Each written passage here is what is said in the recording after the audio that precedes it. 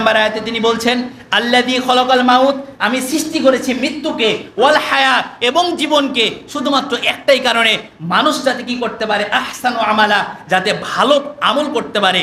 আর এই ভালো আমল করার জন্য আল্লাহ রাব্বুল আলামিন মাঝখানের যে সময়টুকু আমাদেরকে দিয়েছেন, এই সময়টুকুর নামই হচ্ছে জীবন। আর জীবনের পূর্বে আমরা মাতৃগর্ভে এমন অবস্থার ভিতরে ছিলাম যেখানে আমাদের কোনো কিছুই ছিল না, কিন্তু আল্লাহ রাব্বুল আলামিন সৃষ্টি করার পরে জীবন দিলেন, জীবনের পরে তিনি আবার আমাদেরকে মৃত্যু ঘটাবেন, মৃত্যুর পরে আমাদেরকে আবার পরকালীন স্থানান্তর করানো হবে, অর্থাৎ আবার জীবনে আমাদেরকে ফিরিয়ে দেওয়া হবে। সম্মানিত উপস্থিতি, এই যে মৃত্যুটা আমাদেরকে ঘটানো হবে, আল্লাহ রাব্বুল আলামিন ঘটাবেন শুধুমাত্র আল্লাহ তাআলা পার্থক্য করতে চাইতেন, শুধুমাত্র ভালো আমল করে কে কে, শুদ্ধ আমলগুলো করে কে কে, আল্লাহ তাআলার হুকুম আহকাম মানে কে কে, এই মানুষগুলোকে আল্লাহ রাব্বুল আলামিন দেখতে চান। এবার আসুন, আমরা যে মৃত্যু সম্পর্কে কথা বলছি, আসলে এই মৃত্যু সম্পর্কে আমরা কোনো কিছুই বুঝতে পারি না, আসলে বোঝার কোনো কিছুই চেষ্টা করি না। পৃথিবীতে আল্লাহ রাব্বুল আলামিন আমাদেরকে সৃষ্টি করেছেন, মৃত্যু ঘটাবেন, এটাই হচ্ছে স্বাভাবিক আমরা মনে করি। আসলে এতটা স্বাভাবিক জীবন নয়। প্রিয় ভাই, প্রিয় দ্বীনি মুসলিম ভাই, আমি আপনাকে বলতে চাই যে আল্লাহ রাব্বুল আলামিন আমাদেরকে যে মাঝখানের সময়টুকু দিয়েছেন, এটা আমাদের জন্য একটা স্বাভাবিক নাকি অস্বাভাবিক? আমি বলি যে এই জীবনটুকু অস্বাভাবিক। প্রত্যেকটি মানুষকে জীবন দেওয়া হয়েছে, মৃত্যুর পূর্বে যে সময়টুকু তারা বেঁচে রয়েছে এটা হচ্ছে অস্বাভাবিক, আর মৃত্যু ঘটবে এটাই হচ্ছে স্বাভাবিক। প্রত্যেকটি মানুষের, প্রত্যেকটি কীটপতঙ্গের যাদের জান রয়েছে, প্রাণ রয়েছে, সেই প্রত্যেকটা জিনিসের, প্রত্যেকটি প্রাণীর আল্লাহ রাব্বুল আলামিন মৃত্যু ঘটাবেন, এটাই সত্য আর এটাই স্বাভাবিক। আমাকে আপনাকে যে মাঝখানে বাঁচিয়ে রেখেছেন, আমি মনে করি যে এই জীবনটুকুই হচ্ছে অস্বাভাবিক। এই অস্বাভাবিক জীবনটুকু আমাদেরকে কাজে লাগাতে হবে, আর যদি আমরা কাজে লাগাতে না পারি তাহলে আমাদের মতো দুর্ভোগ আর কেউ নেই। সম্মানিত উপস্থিতি, এই জন্য আমরা এই মৃত্যু সম্পর্কে আমরা উদাসীন, মৃত্যু থেকে আমরা পালন করতে চাই, অথচ আমরা এই মৃত্যু থেকে কখনোই পালন করতে পারবো না। আল্লাহ রাব্বুল আলামিন তিনি আমাদেরকে বলছেন সূরাতুল জুমা ৮ নম্বর আয়াতের মধ্যে, আল্লাহ রাব্বুল আলামিন তিনি বলছেন কুল ইন্নাল মাউতিল্লাযীনা তাফিরু। প্রিয় ভাই, আপনাকে বলছি, দুনিয়ার যে কাজের জন্য আপনি মৃত্যুকে ভুলে রয়েছেন, আপনি যে সারাদিন সালাত আদায় না করে আপনি যে আপনার অর্থ সম্পদ নিয়ে ব্যতিব্যস্ত হয়ে রয়েছেন, আপনি আপনার পরিবারের মুখে হাসি ফোটানোর জন্য আপনি যে মৃত্যু থেকে ভুলে রয়েছেন, আপনি আপনার জীবনকেই ভুলে গেছেন যে আল্লাহ রাব্বুল আলামিন কি উদ্দেশ্যে আপনাকে সৃষ্টি করেছেন। আর এই মৃত্যুর কারণটাই যদি আমাদেরকে যদি স্মরণে না থাকে, তাহলে আমাদের প্রত্যেকটি কাজের ভিতরেই ঠিক এমনটা হতে পারে। সম্মানিত উপস্থিতি, তাই তো বলতে চাচ্ছি যে মৃত্যু সম্পর্কে আপনি উদাসীন, এই মৃত্যুটা স্মরণ রাখার প্রত্যেকের আমার দরকার ছিল। কেননা আল্লাহ রাব্বুল আলামিন আমাদেরকে মৃত্যু ঘটাবেন, এটা স্বাভাবিক একটা বিষয়, আর মৃত্যুর পরের জীবনটা যে কি হবে এটা অস্বাভাবিক একটা বিষয়। এটা কারোর কোনো কল্পনায় আসতে পারে না। কবরের ভিতরে কি পরিমাণ আযাব হতে পারে, কি পরিমাণ শাস্তি হতে পারে যদি আমাদের আমলনামাটা ভালো না হয়। সম্মানিত উপস্থিতি, তাই তো বলতে চাচ্ছিলাম যে মৃত্যু সম্পর্কে আমি আপনি পলায়ন করতে চাই, পালিয়ে থাকতে চাই, যে মৃত্যু সম্পর্কে আমরা উদাসীন, যে মৃত্যু থেকে আমরা কখনোই স্মরণ করি না। আমাদের কাজে কর্মের ভিতরে, অর্থ লেনদেনের ভিতরে, আমাদের জীবন নির্বাহীর ক্ষেত্রে কোনো কিছুতে আমরা মৃত্যুকে স্মরণ করি না। আর স্মরণ না করার ফলে আমাদের অনেক কাজ আমাদের মাঝে ঘটে যায়, তার মধ্যে যে মৃত্যু আপনাকে স্মরণ করিয়ে দেয় না। এই জন্য আল্লাহ রাব্বুল আলামিন তিনি বলছেন, মৃত্যু থেকে যতই পালন করতে চাও, এই মৃত্যু তোমাকে পালন করবে না। আল্লাহ রাব্বুল আলামিন তিনি বলছেন সূরাতুল জুমা ৮ নম্বর আয়াতে, কুল ইন্নাল মাউতিল্লাযীনা তাফিরু, যে মৃত্যু থেকে তোমরা পালন করতে চাও, ফা ইন্নাহু মুলাকিকুম, সেই মৃত্যু তোমাদের সাথে সাক্ষাৎ করবেই, সেই মৃত্যু তোমাদেরকে ধরা দেবেই, সেই মৃত্যু তোমাদের কাছে আলিঙ্গন করবেই। এখান থেকে কোনো মাপ নেই, তুমি এখান থেকে ফিরে যেতে পারবে না। সুম্মা তুরাদ্দুনা ইলা আলিমুল গায়বি ওয়াস শাহাদা। সম্মানিত উপস্থিতি, আল্লাহ রাব্বুল আলামিন তাই তো তিনি বলছেন সেই আমল সম্পর্কে আমাদেরকে, সুম্মা তুরাদ্দুনা ইলা আলিমুল গায়বি ওয়াস শাহাদা, আমাদের কাজে কর্মে আমল সম্পর্কে, সমস্ত কিছু সম্পর্কে আমাদেরকে জ্ঞান রাখতে হবে। যে আল্লাহ রাব্বুল আলামিন আমাদেরকে অদৃশ্যভাবে তিনি আমাদেরকে সৃষ্টি করেছেন। আমরা যতই চাই না কেন কখনোই আমরা মৃত্যু থেকে বেঁচে থাকতে পারবো না। আপনি যদি মাটির নিচে 1000 ফিট গভীরেও যদি আপনার নিজের জীবনকে যদি আপনি রক্ষা করার জন্য যদি খনন করে সেখানে গৃহ তৈরি করেন, সেখানেও মালাকুল মাউত পৌঁছবে, আপনি কখনোই তাকে ঠেকাতে পারবেন না। আপনি যদি আসমানের উপরে 100 তলা বিল্ডিং তৈরি করেন, সেখানেও যদি আপনি মনে করেন যে কোনো ফাঁক, কোনো ছিদ্র সেখানে রাখবো না, মালাকুল মাউত সেখানে প্রবেশ করে কিভাবে সেটা আমি দেখব, তবুও মৃত্যু থেকে আপনি পালন করতে পারবেন। সম্মানিত উপস্থিতি, এই মৃত্যু আমাকে আপনাকে আলিঙ্গন করবেই, তাই মৃত্যু আসার পূর্বে এই মৃত্যুটাকে আমাদেরকে স্মরণ রাখতে হবে। সম্মানিত উপস্থিতি, এই মৃত্যুটা আমাদের জন্য খুব ভয়াবহ, খুব কঠিন হয়ে দাঁড়াতে পারে যদি আমরা সেই মৃত্যুর দিকে স্মরণ না করে, যদি আমরা আমাদের আমলগুলোকে যদি পরিচালিত না করি। সম্মানিত উপস্থিতি, এই পৃথিবীর মধ্যে আপনি যেখানেই থাকেন না কেন, আল্লাহ রাব্বুল আলামিন আমাদেরকে মৃত্যু ঘটাবেন। কেননা আইনামা তাকুনু ইদরিকুমুল মাউত, পৃথিবীতে যেখানে অবস্থান করেন না কেন আল্লাহ রাব্বুল আলামিন আমাকে আপনাকে আমাদের সঙ্গে মৃত্যুকে আলিঙ্গন করাবেনই। আর আল্লাহ রাব্বুল আলামিন তিনি আরো বলছেন যে পৃথিবীতে, এই পৃথিবীর বুকে কোনো ব্যক্তি তারা স্থায়ী হতে পারেন, স্থায়ী হতে পারবেও না। শুধুমাত্র সুযোগ দেওয়া হয়ে গেছিল নবী রাসূলদেরকে, শুধুমাত্র সুযোগ দেওয়া হয়েছিল নবী রাসূলদেরকে। তারা আল্লাহ তাআলার খুশি মতে যেটা ভালো হয় সেটাই তারা অনুমতি নিয়েছেন, অনুমতি নিয়ে সেটাই তাদের উপরে বর্তিত হয়েছে। সম্মানিত উপস্থিতি, অতএব তারাও এই পৃথিবীর বুকে থেকে যায়নি। যাদেরকে ইখতিয়ার দেওয়া হয়েছিল তারা পৃথিবীর বুকে থাকেনি, আর যাদেরকে ইখতিয়ার দেওয়া হয় নাই তারা পৃথিবীর বুকে অবস্থান করার জন্য উঠে পড়ে লেগেছে। সম্মানিত উপস্থিতি, তাই তো বলতে চাচ্ছি যে আমরা যে মৃত্যু থেকে পালন করতে চাই, এই মৃত্যু আমাদের কখনোই ছেড়বে না, মৃত্যু আমাদের কাছে আসবেই। অতএব মৃত্যু থেকে আমরা যতই চিন্তা ভাবনা করি না কেন, আমাদেরকে মৃত্যু আমাদেরকে ছাড়বে না। অতএব এই মৃত্যু সময়কালীন আমাদের সঙ্গে তিনটা জিনিস যায়। একজন মাইয়েতের যখন কোনো একজন ব্যক্তির মৃত্যু হয় তখন তার সঙ্গে তিনটা জিনিস যায়, আর তিনটা জিনিস যাবার পরে দুইটা জিনিস ফিরে আসে, একটা জিনিস তার সঙ্গে রয়ে যায়, আর সেই বিষয়টাকেই আমরা ভুলে রয়েছি। প্রিয় দিনী ভাই, দুনিয়া থেকে আপনি যে আশা আকাঙ্ক্ষায় মায়া মহব্বত, এটার উপরে লোভ লালসায় আপনি ব্যতিব্যস্ত হয়ে রয়েছেন, অথচ কবরের মাঝে যে জিনিসটি আমার আপনার জন্য রয়ে যাবে সেখান থেকেই আমরা ভুলে রয়েছি। সম্মানিত উপস্থিতি, আল্লাহ রাব্বুল আলামিন রাসূল সাল্লাল্লাহু আলাইহি ওয়াসাল্লামকে জানিয়ে দিয়ে বলছেন, আহমদ শরীফের 23,674 নম্বর হাদিস, হাদিসটি মাহমুদ ইবনে লাবিব থেকে বর্ণিত। রাসূল সাল্লাল্লাহু আলাইহি ওয়াসাল্লাম তিনি বলছেন, আদম সন্তানের দুটি জিনিস অপছন্দ, আদম সন্তানের দুটি জিনিস অপছন্দনীয়। এক, তাদের হচ্ছে অল্প সম্পদ। পৃথিবীর মধ্যে দেখবেন কোনো ব্যক্তি কিন্তু অল্প সম্পদ চায় না, মানে দুনিয়ার এই সম্পদ তাদেরকে এমনভাবে গ্রাস করেছে যে মনে হয় পুরো পৃথিবীটাকেও যদি তাদেরকে দিয়ে দেওয়া হয় তবুও তাদের মনে হয় কম পড়ে যাবে যে এই সম্পদ।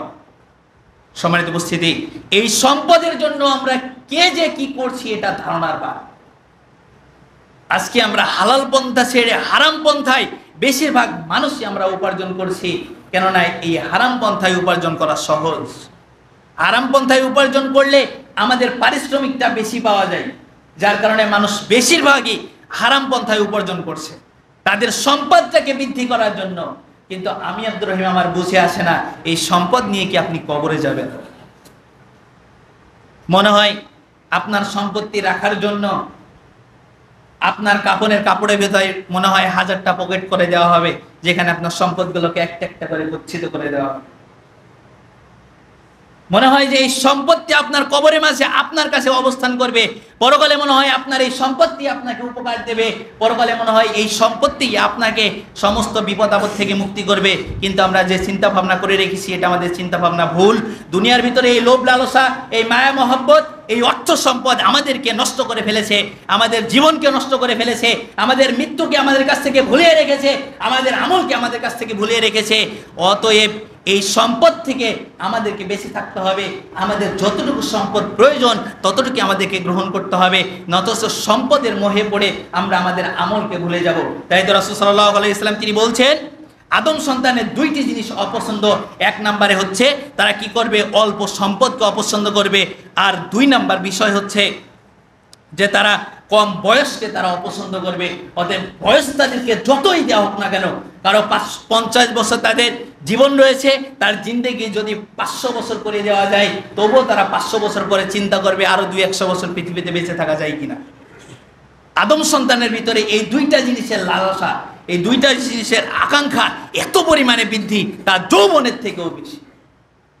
সম্মানিত উপস্থিতি, তাই আদম সন্তান বৃদ্ধ হয়ে যাবে তবুও তাদের কাছে দুইটা জিনিসের চাহিদা যৌবনের মতো থেকে যাবে। এক, সেটা হচ্ছে অল্প সম্পদ নয়, বেশি সম্পদের লালসা, আর 2, কম বয়স নয়, বেশি বয়সের লালসা। দুনিয়ার বুকে বাঁচতে চায়। যে কোনো ব্যক্তিকে আপনি জিজ্ঞাসা করেন, তারা বলবে যে দুনিয়ার বুকে আমরা বাঁচতে চাই, দুনিয়ার খায়েশ আমরা পূরণ করতে চাই। আশা আকাঙ্ক্ষা পূরণ করতে চাই, পুরো পৃথিবীকে ভ্রমণ করতে চাই, পুরো পৃথিবীর মালিক হতে চাই, সমস্ত কিছু সম্পদের অধিকারী চাই। তাই তো বলছিলাম, যদি কোনো ব্যক্তিকে পুরো পৃথিবী দেওয়া হয়, তবু তারা মনে করবে যে এই সম্পদটা আমার কাছে একটু কম হয়ে গেছে, আরেকটু যদি হতো, আরেকটা পৃথিবী যদি এরকম হতো, তাহলে আমি অনেক বড় একজন মালিক হয়ে যেতাম। নাউজুবিল্লাহ। সম্মানিত উপস্থিতি, যে সম্পদ নিয়ে আপনি চিন্তা করছেন, এই সম্পদের মালিক কি আপনি?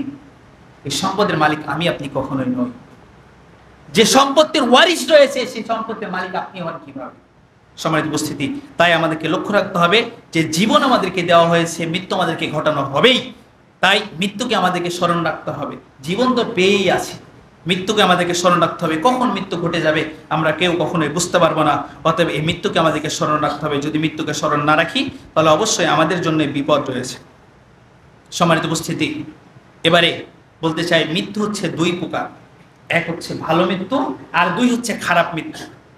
এই দুইটা মৃত্যুই হয়, অর্থাৎ একজন নেককার ব্যক্তির মৃত্যু হয়, একজন পাপাচার ব্যক্তির মৃত্যু হয়।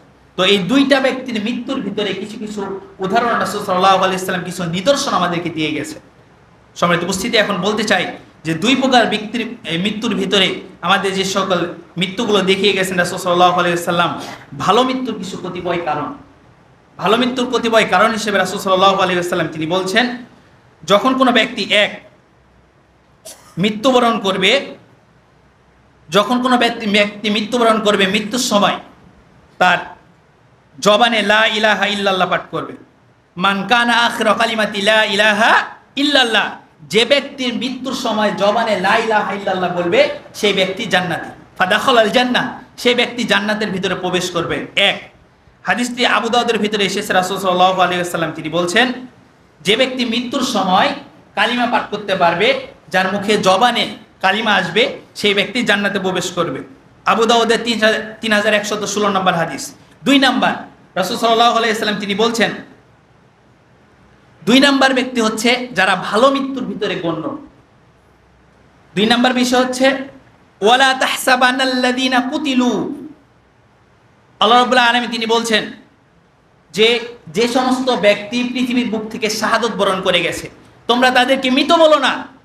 যারা পৃথিবী থেকে চলে গেছে, তোমরা তাদেরকে মৃত বলো না, বরং আল্লাহ রাব্বুল আলামিনের কাছে তাদের জিম্মায়, তারা হচ্ছে আল্লাহ রাব্বুল আলামিনের জিম্মায় তারা সেখানে অবস্থান করছে, তারা সেখানে রিজিক প্রাপ্ত হচ্ছে আল্লাহ রাব্বুল আলামিন। তাই তো তিনি আমাদেরকে বলছেন সূরাতুল আল ইমরান 169, 170, 171 নম্বর আয়াতে কথাটি বলছেন। তাহলে দুই নাম্বার ভালো মৃত্যুর কারণ হলো যারা শাহাদত বরণ করেছে। তাহলে এক নাম্বার বললাম, যাদের মুখে জবানে কালিমা আসবে মৃত্যুর সময়। এক দুই নাম্বার বিষয় রাসূল সাল্লাল্লাহু আলাইহি ওয়াসাল্লাম তিনি বলছেন, যারা শাহাদত বরণ করেছে, এই শাহাদত বরণকারী ব্যক্তিগণ তাদেরকে মৃত বলো না। অতএব তারা হচ্ছে আল্লাহ তাআলার কাছে জীবন নিয়ে রয়েছে, অতএব তারা রিজিক সেখানে অন্বেষণ করছে, তারা সেখানে রিজিক প্রাপ্ত হচ্ছে, আল্লাহ তাআলার জিম্মায় তারা রয়েছে। আর তিন নাম্বার বিষয় হচ্ছে আহমদ শরীফের 23372 নম্বর হাদিসের ভিতরে রাসূল সাল্লাল্লাহু আলাইহি ওয়াসাল্লাম তিনি বলছেন যে তিন প্রকারের ব্যক্তি জান্নাতে যাবে। তার ভিতরে এক নাম্বার ব্যক্তি হচ্ছে যে ব্যক্তি মুখে লা ইলাহা ইল্লাল্লাহ বলেছে। দুই নাম্বার ব্যক্তি আল্লাহ তাআলার সন্তুষ্টির উদ্দেশ্যে যে ব্যক্তি রোজা পালন করেছে। আর তিন নাম্বার ব্যক্তি হচ্ছে যে ব্যক্তি আল্লাহ তাআলার সন্তুষ্টির জন্যই সাদাকা করেছে। তাহলে এই তিন প্রকার ব্যক্তি হচ্ছে জান্নাতের ভিতরে যাবে। এক, যার মৃত্যুর সময় জবানে লা ইলাহা ইল্লাল্লাহ বলবে। আল্লাহ রাব্বুল আলামিন আমাদের মৃত্যুর সময় আমাদের জবানে লা ইলাহা ইল্লাল্লাহ পাঠ করার সৌভাগ্য আমাদেরকে করে দিন, সকলে বলছি আল্লাহুম্মা আমিন। দুই নাম্বার মৃত্যু হচ্ছে যে ব্যক্তি আল্লাহ তাআলার সন্তুষ্টির উদ্দেশ্যেই শুধুমাত্র সিয়াম আদায় করেছে, সেই ব্যক্তি জান্নাতে প্রবেশ করবে। তিন, যে ব্যক্তি আল্লাহ তাআলার সন্তুষ্টির উদ্দেশ্যে শুধুমাত্র দান সাদাকা করেছে, সেই ব্যক্তি জান্নাতে প্রবেশ করবে। আহমদ শরীফে এই হাদিসটি উল্লেখ করা হয়েছে। এবার আমরা বলতে চাই যে খারাপ মৃত্যুর কিছু কতিপয় কারণ। যে সকল মানুষ খারাপ মৃত্যুর কারণে যারা জাহান্নামের ভিতরে যাবে, যারা মৃত্যুকে ভালো মনে না করে, যারা মৃত্যুকে স্মরণ না করে তাদের আমলের ওপরে বর্তানো হয়েছে, অর্থাৎ তারা যে আমলগুলো করেছে এই আমল থেকে তাদেরকে যে সাফল্য তারা লাভ করবে, অর্থাৎ খারাপ মৃত্যুর ভিতরে তারা গণ্য হবে, সেই সকল কিছু কতিপয় কারণ। এক, রাসূল সাল্লাল্লাহু আলাইহি ওয়াসাল্লাম তিনি বলছেন, এক নাম্বার খারাপ মৃত্যুর কতিপয় কারণ হচ্ছে গুনাহের কাজ ভালো লাগা। গুনাহের কাজ ভালো লাগা বলতে কেমন? আমরা বলতে পারি সর্বদাই আমাদের নফসকে, আমাদের আত্মাকে আমরা গুনাহের ভিতরে, পাপাচার কাজের ভিতরে ডুবিয়ে রেখেছিলাম। যেমন বলা যায়, নামাজ না পড়া, সলাত আদায় না করা, জাকাত প্রদান না করা, হজ না করা, ভালো কথা না বলা, সত্য কথা না বলা, হকের পথে নিয়ে না আসা, ভালো কাজের উপদেশ না দেওয়া এবং অসৎ কাজ থেকে মানুষদেরকে ফিরিয়ে না রাখা, মিথ্যা কথা বলা, অজাচার কাজ করা, পাপাচার কাজ করা, অশ্লীল কাজ করা, জেনা করা, সুদ ঘুষ দেওয়া নেওয়া ইত্যাদি, এই সমস্ত কাজের ভিতরে আমরা লিপ্ত রয়েছি। যারা এই সকল কাজের ভিতরে লিপ্ত রয়েছে তাদের মৃত্যুটা অবশ্যই অবশ্যই খারাপ মৃত্যুর ভিতরেই গণ্য হবে, এই কথাটি বলা হচ্ছে। সম্মানিত উপস্থিতি, তাই এই কাজ থেকে আমাদেরকে বিরত থাকতে হবে যাতে করে আমাদের মৃত্যুটা ভালো হয়। তাই 1 নম্বরে বলছিলাম যে সকল কাজের মধ্যে থাকলে আমাদের মৃত্যুগুলো খারাপ হতে পারে, তার মধ্যে 1 নাম্বার কথা হচ্ছে গুনাহের কাজগুলোকে ভালো লাগা।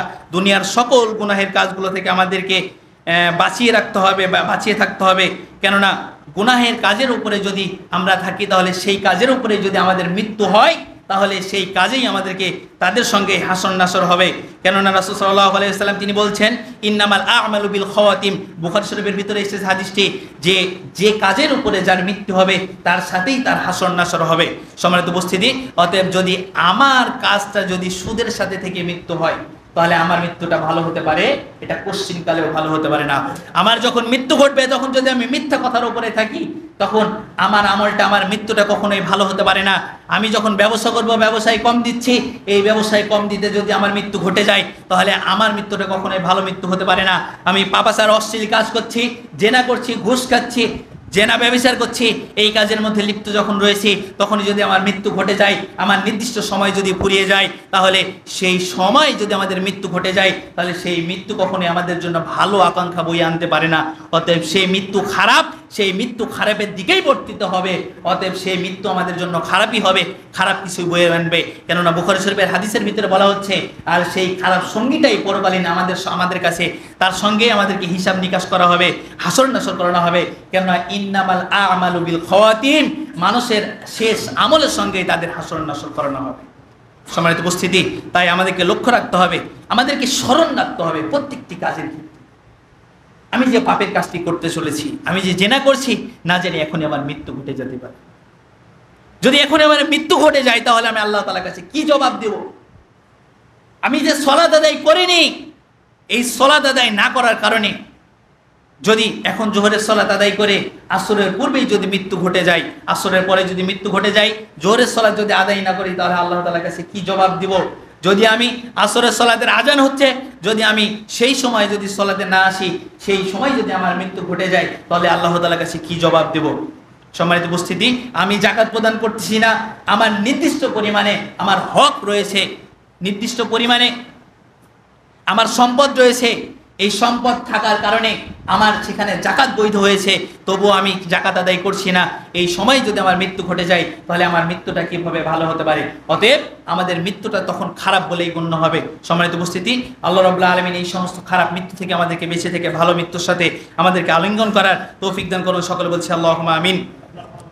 2 নম্বর বিষয় আমরা বলতে চাচ্ছিলাম যে মানুষের ভিতরে লম্বা আকাঙ্ক্ষা, লম্বা আশা আকাঙ্ক্ষা থাকার কারণে যে পৃথিবীর বুক থেকে কেউ আমরা যেতে চাই না, আমরা পৃথিবীর বুক থেকে কেউ চলে যেতে চাই না। যদি আমরা শুনি এখনই যে আমাদের 5 বছর পরে মৃত্যু হবে, তখনই মনে হয় আমার জীবনটা এখনই শেষ হয়ে আসলো। যদি ডাক্তার সাহেব বলে যে আপনার নির্দিষ্ট আয়ু পরিমাণ মানে লাঞ্চ পার্সপাতি এতটুকু পর্যন্ত ভালো রয়েছে, হয়তো আপনি 1 থেকে 1.5 মাস বাঁচবেন, তখনই আমাদের ভিতরে কত কিছু যে কাজ করে যে এখনই মনে হয় আমার মৃত্যুর সময় চলে আসলো, না জানি এখনই আমার সমস্ত ভালো কাজ করার সময়। তখনই দেখবেন যে মানুষ কি করবে, আমলের দিকে ঝুঁকে পড়বে। অতএব মৃত্যুকে স্মরণ রাখতে হবে। আপনি যদি আপনার মৃত্যুকে স্মরণ রাখেন, যদি এখনই মনে করেন যে আমার যদি এখনই মৃত্যু ঘটে যায়, তাহলে যদি সালাত আদায় করতে না পারি, মিথ্যা কথা যদি বলে ফেলি, তাহলে যদি পাপাচার কাজ করি, তাহলে সেটার উপরেই আমার হিসাব হবে, আমি আল্লাহ তাআলার কাছে কি জবাব দিব। সম্মানিত উপস্থিতি, তাই এই পৃথিবীর বুকে থাকার জন্য যে লম্বা আশা আকাঙ্ক্ষা, এখান থেকে আমাদেরকে বেঁচে থাকতে হবে। যে আমাদেরকে যে কবরের ভিতরে যেতে হবে, আল্লাহ তাআলার কাছে সাক্ষাৎ করতে হবে, আল্লাহ তাআলা যে আমাদেরকে পরকালীন হিসাব দিবে, আমাদেরকে এটা বিশ্বাস রাখতে হবে। এবং এই দুনিয়ার সমস্ত কাজ থেকে আমাদেরকে, পাপাচার কাজ থেকে বিরত থাকতে হবে এবং ভালো কাজের দিকে আমাদেরকে ফিরে আসতে হবে। এই লম্বা আকাঙ্ক্ষা থেকে আল্লাহ রাব্বুল আলামিন আমাদেরকে বাঁচিয়ে রাখুন এবং মৃত্যুকে স্মরণ রাখার তৌফিক দান করুন। সকলে বলছি আল্লাহুম্মা আমিন। সম্মানিত উপস্থিতি, একটি হাদিস আপনাদেরকে আগেই বলেছি, দুইটা জিনিস আদম সন্তানের কাছে অপছন্দনীয়। এক নাম্বার হচ্ছে তাদের অল্প সম্পদ, আর দুই নাম্বার হচ্ছে তাদের হচ্ছে অল্প বয়স। এই দুইটা জিনিস তাদের কাছে অপছন্দনীয়। তাই এই যে অল্প বয়স তারা পছন্দ মনে করেন, অল্প সম্পদ তারা পছন্দ মনে করেন। বলেছিলাম যে মানুষকে তারা বৃদ্ধ হয়ে যাবে, তাদের চুল দাড়ি পেকে যাবে, বয়স শেষ হয়ে যাবে, তবু দুইটা জিনিসের আশা আকাঙ্ক্ষা তাদের ভিতরে যৌবনের মতো থাকবে। এক, সেটা হচ্ছে সম্পদ, আর দুই নাম্বার হচ্ছে তাদের বয়স। আর এই লম্বা আকাঙ্ক্ষায় হচ্ছে আপনাকে ধ্বংস করার বলে, কেননা অল্প সম্পত্তি হচ্ছে আপনাকে কিয়ামতের দিন হাসরের মাঠে আপনার আমলকে, আপনার হিসাবকে সহজ করবে। আর দুই, আপনার অল্প বয়সই হচ্ছে আপনাকে পাপাসার কাছ থেকে বিরত রাখবে, ফাহিসার কাছ থেকে বিরত রাখবে, হিসাব আমার আপনার জন্য সহজ হবে। অতএব এই দুইটি বিষয় আমাদের জন্য সহজ এবং উত্তম, আর এই দুইটা জিনিসই আমরা অপছন্দ করি। তাই এখান থেকে আমাদেরকে বেঁচে থাকার তৌফিক দান করুন, সকল বলছি আল্লাহুম্মা আমিন। 3 নম্বর বিষয় আমরা বলছিলাম খারাপ মৃত্যুর কতিপয় কারণ, সেটা হচ্ছে তাওবা না করা। শয়তান সে মনে করে যে শয়তানের সব থেকে বড় হাতিয়ার হচ্ছে মানুষকে তাওবা না করানো। যখনই মানুষ তাওবা করবে তাদের সমস্ত পাপকে আল্লাহ রাব্বুল আলামিন ক্ষমা করে দিবেন। সকল বলছি সুবহানাল্লাহ। একজন ব্যক্তি সে যখন নবমুসলিম হয়, বেধর্মী থেকে যখন সে মুসলিম হয়, সে যদি তাওবা করে তার পূর্বের সমস্ত পাপগুলোকে আল্লাহ রাব্বুল আলামিন ক্ষমা করে দেন শুধুমাত্র তাওবার মাধ্যমে। চিন্তা করে দেখুন তাওবা কত বড় একটা সম্পদ, কত বড় একটা হাতিয়ার, কত বড় একটা অস্ত্র। আর এই অস্ত্রটাই শুধুমাত্র শয়তানের কাছে একটা বড় একটা অস্ত্র।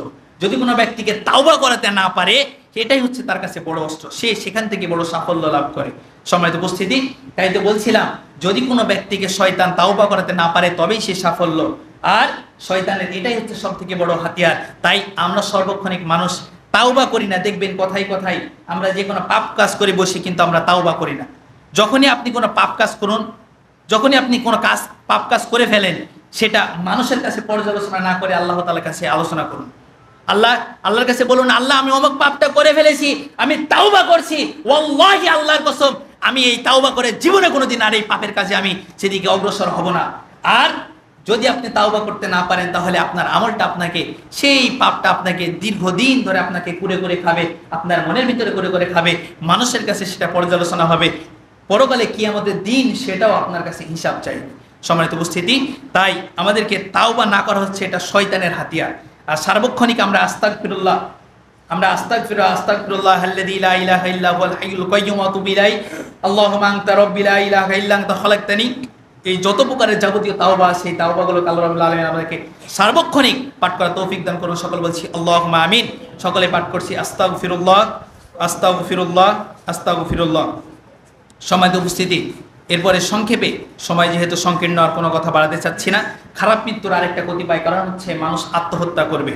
আর যখন সে আত্মহত্যা করবে, সে যেভাবে কাজ করবে, অর্থাৎ সে যদি নিজেকে গলা টিপে হত্যা করে, তাহলে কিয়ামতের দিন সে দোজখের ভিতরে নিজেকে গলা টিপে হত্যা করবে।